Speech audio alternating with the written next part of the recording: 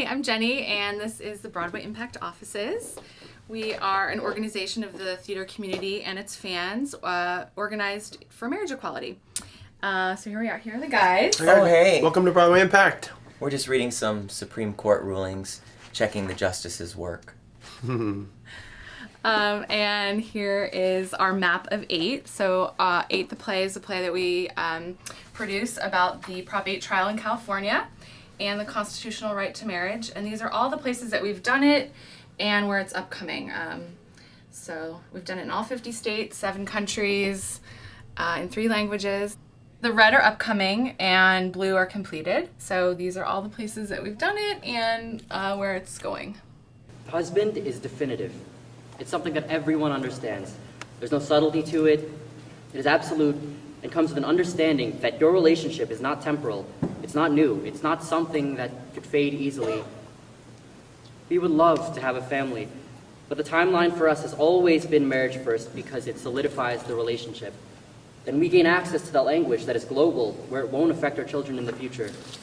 They won't have to say, my dad and dad are domestic partners, because not everyone knows what a domestic partnership is. We want our children to be protected from any awkwardness like that. We want to focus on raising our kids.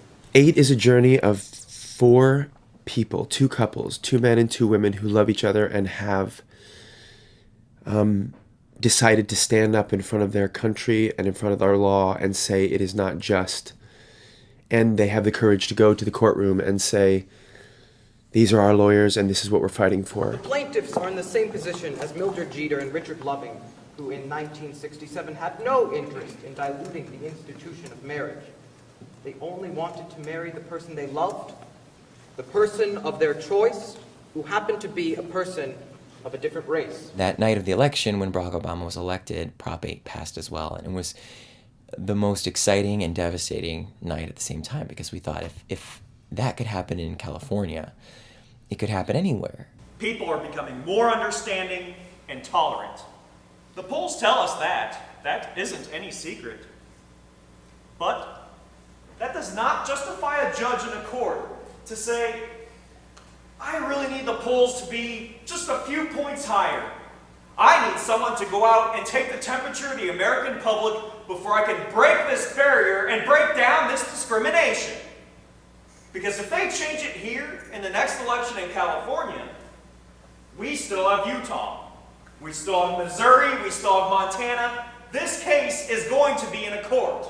It's live people talking about a real life court case that happened today, right now, that you can take to Nebraska or Texas or Mississippi or more difficult states where marriage equality seems so far away, and show people that we're out here and we're fighting for you and with you. 勝訴するためには何でも言うものなの。でもそれが真実とは限らないし、あなたたちのことってわけでもないのよ。We have done it over 450 times in all 50 states, 7 countries. It's in 3 languages now. We also set them up with a talkback speaker, which could be a local elected official that's supportive, or someone from a marriage equality organization in that state or in that town, or it could be a professor on their campus, or somebody that's just passionate about the cause. I would feel less like I had to protect my kids or worry that they feel any sense of shame or not belonging. I shouldn't have to feel ashamed. Being gay doesn't make me any less American. It doesn't change my patriotism. It doesn't change the fact that I pay my taxes and I own a home. And I want to start a family. People are clamoring to be able to talk about this. And that's what I find is the most moving part, is that people really want to stick around afterwards and say how they think and how this issue has affected their personal lives, and that just makes us more determined to bring this to theaters more and more. You cannot say, we are going to take away the constitutional right to liberty, privacy, association, and sexual intimacy that we already tell you you have. That is not acceptable. That is not acceptable under our Constitution, and Mr. Blankenhorn is right. The day that we end that, we will be more American. It's not a political issue of party lines. It's about human decency and human dignity and how we will have marriage equality in this country someday. 50 states. Done.